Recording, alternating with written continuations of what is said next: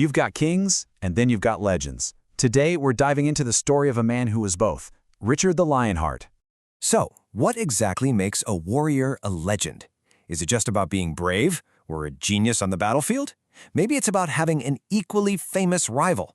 Let's keep all that in mind as we get into the life of one of history's most incredible fighters. His official title was, Richard I of England, but nobody really calls him that. History remembers him by a much cooler name, a name he earned for being absolutely fearless, the Lionheart. So, how did he get a nickname like that? Let's find out. All right, to really get the legend, we got to go back to the beginning, back when he was just a prince. So Richard was born into some serious royalty.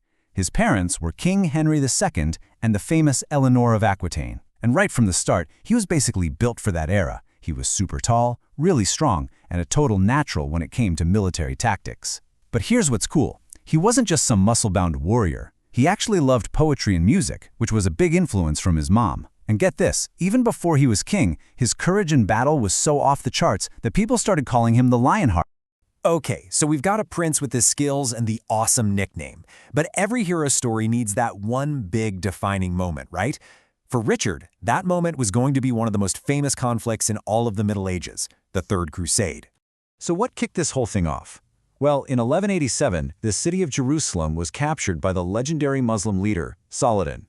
For Christians all across Europe, this was a huge deal. The news hit them like a shockwave.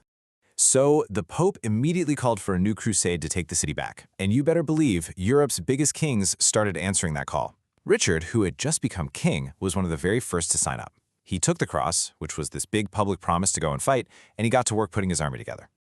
Now you gotta understand, an adventure like this costs an insane amount of money. I mean, we're talking armies, ships, weapons, the whole shebang. So to pay for it all, a special tax was invented called the Saladin tithe. Think of it like a massive kingdom-wide fundraiser, where pretty much everyone had to chip in a part of their money and property.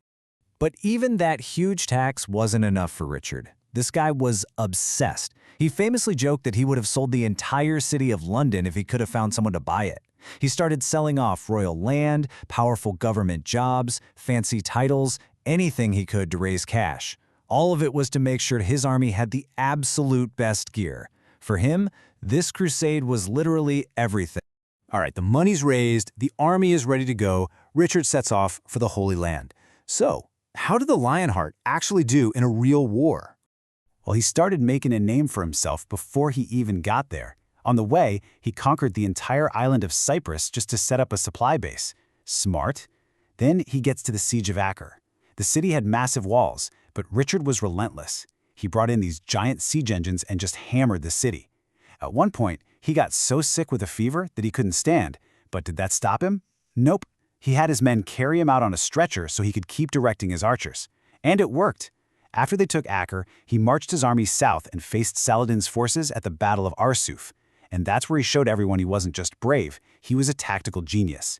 He led this perfectly timed, devastating charge that just completely broke Saladin's army.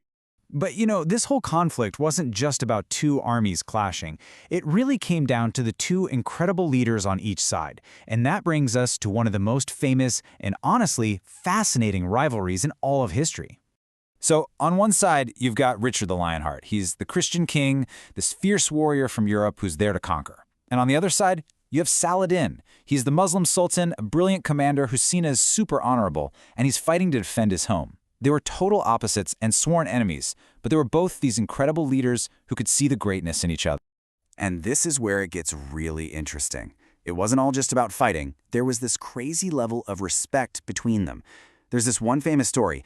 During a huge battle, Richard's horse was killed from under him, leaving him to fight on foot.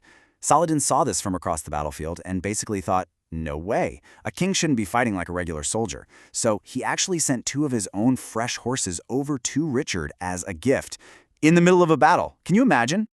So Richard's winning battles, he's got this legendary rival, but the main goal, the whole reason he was there was still just out of his grasp. And this war had been going on for a long time. It was starting to wear everyone down. Right, the ultimate goal was Jerusalem. That was the whole point. And Richard marched his army so close they could see the city walls. He did this twice, but both times he made the gut-wrenching decision to turn back. He knew that even if they managed to capture it, his army was stretched way too thin. They just couldn't hold it.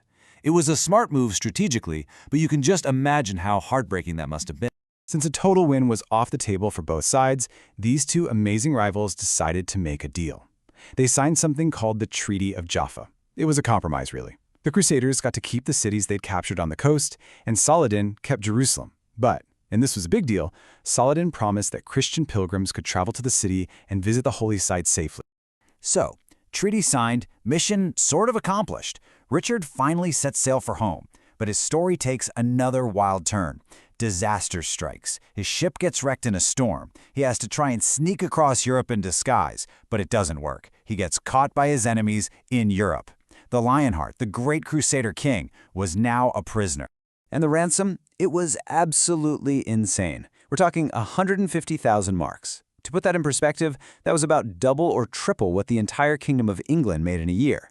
They had to tax everyone back home like crazy just to scrape together the money to free their king. So, after more than a year as a prisoner, Richard is finally set free. But that brings up a really big question. How is history supposed to remember a king who was hardly ever in his own kingdom? He does get back to England in 1194, but it's more like a pit stop. He shows up, makes sure his throne is safe from his brother John, the bad guy from the Robin Hood stories, and then, poof, he's gone again. He heads back to France to fight for his lands there, and he never returns to England. 5 years later, during a pretty small battle, the unthinkable happens. Richard gets hit by a crossbow bolt. The wound gets infected, and just like that, at only 41 years old, the Lionheart was gone. So, what do we make of him? His legacy is really a tale of two Richards. On one hand, you have the great warrior. The guy is a legend, a military genius, a symbol of pure courage. He's the hero in stories like Robin Hood. But then you have the other side, the absent king. Think about it. In a 10-year reign, he spent maybe 6 months total in England. He basically treated his own country like an ATM to pay for his wars. A lot of people argue he completely ignored his actual job as a king. And that brings us right back to where we started.